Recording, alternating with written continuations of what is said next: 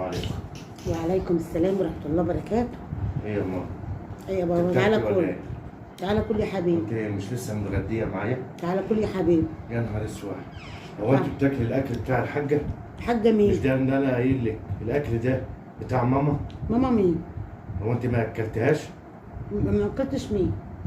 يعني انت استخسرت الاكل في الوليه الكبيره وقاعده انت تاكليه وبتاكليه حاف كمان؟ يا حبيبي انا جعانة باكل. ايه يعني؟ باكل جعانة. امال الوليه الكبيره دي تاكل ايه؟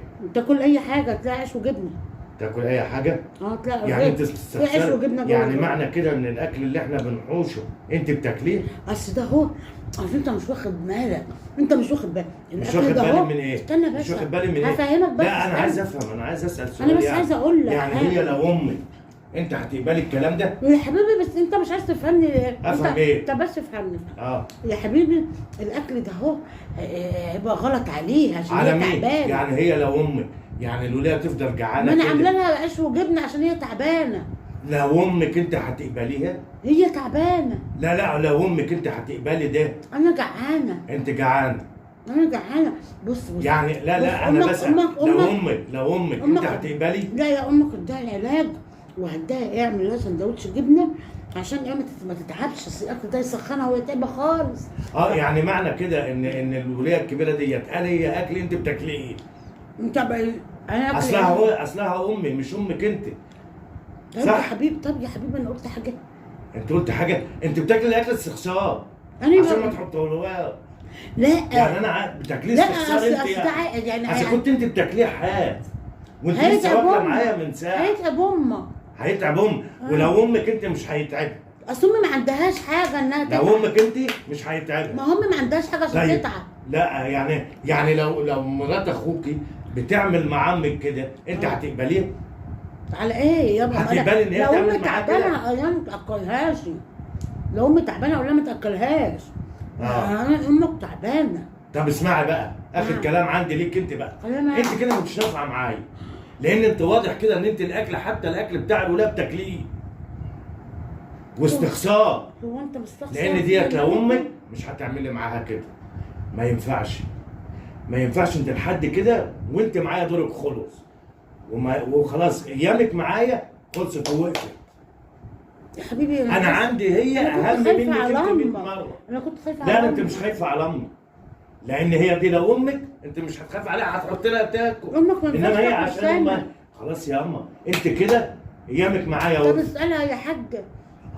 انت ايامك ما انا ما بسالش حد، انا ما بسالش حد. مش انت كده هتلزمي اهلك وايامك معايا كده وقفت خلاص. انت من النهارده اعتبري نفسك مطلقه. يلا بقى كده، يلا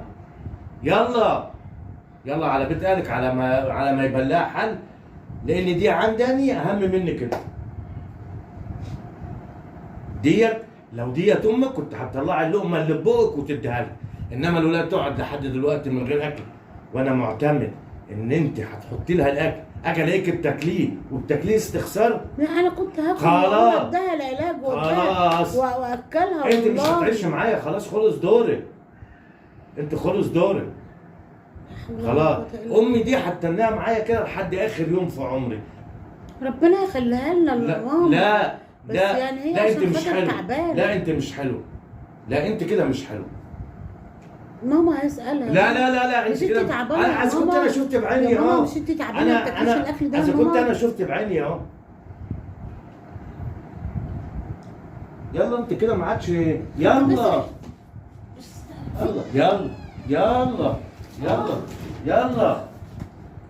معلش ياما، حقك عليا، انا اللي غلطان. انا اللي غلطان ياما والله. يا ابني انا ما باكلش السمك. هي خايفه عليا برضه. هي خايفه عليا. ما فيش خايفه عليك، انت كلتي اصلا. هي كانت هتاكل وتجيب لي سندوتش بكوبايه شاي. تجيب لك ليه؟ وليه؟ وما تجيبلكيش الاكل اللي انا قايل لها حطيه لامي ليه؟ يا ابني انا خايفه عليا يا ابني. ما فيش حاجه اسمها خايفه عليك. هي ما تخلينيش انا خراب في بيتك، ما تخلينيش انا السبب في خراب بيتك. انت عندي هم منها ياما. معلش انت عندي هم منها واحسن. كفايه دعوتك انت ليه؟ لا مش هترك. مش هترك. ربنا يهديلك. لا مش هترك. لا مش هترك. مش هتعيش والله هنا تاني. والنبي. لا وحياة امك. لا لو وانا لا والله ما عايش هنا تاني. بلاش يا ابني كده. مش هتعيش هنا ما تاني ينفعش يا ابني. يا أنا اما السبب اللي يا اقوله ابني. هو اللي يتسمى. يعني لما تسيبك من غير اكل لحد دلوقتي. يا حبيبي ما هو انا السبب.